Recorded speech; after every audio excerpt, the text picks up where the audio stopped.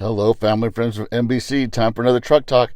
Check out Psalm chapter 37, verses 1 and 2, and parts of 7 and 8.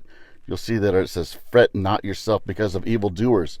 Be not envious of wrongdoers, for they will soon fade like the grass and wither like the green herb. Fret not yourself over the one who prospers in his way, over the man who carries out evil devices.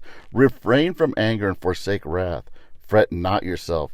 It tends only to evil." Now, we know God has the power to use any situation for his glory and for good.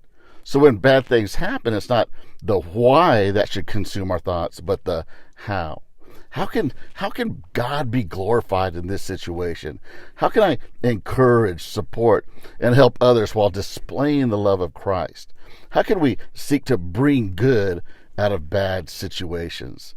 This perspective shift is helpful in reminding us of God's sovereignty and power, but it leaves unanswered follow-up questions. One, why doesn't God just stop something like layoffs or heartbreak or the loss of a loved one, the injustice or whatever in the first place? Why doesn't he just stop that? God's response to all these frustrations, as written by King David in this psalm, is simply, don't worry. This seems almost patronizing in its simplicity. Don't worry. How can God say don't worry about all the evil people in the world who always seem to come out on the winning side?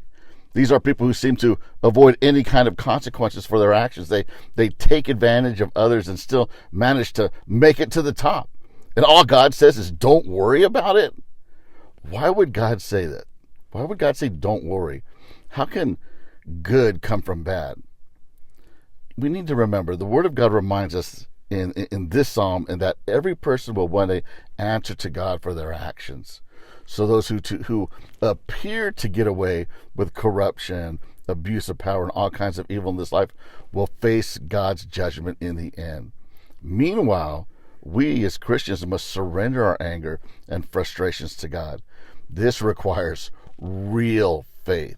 You see, real faith is not just revealed when life is easy, but most of all when it's hard.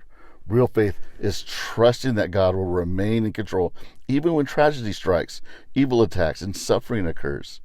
It's about choosing to trust God for who he is and what he has done, even in the pain and heartache.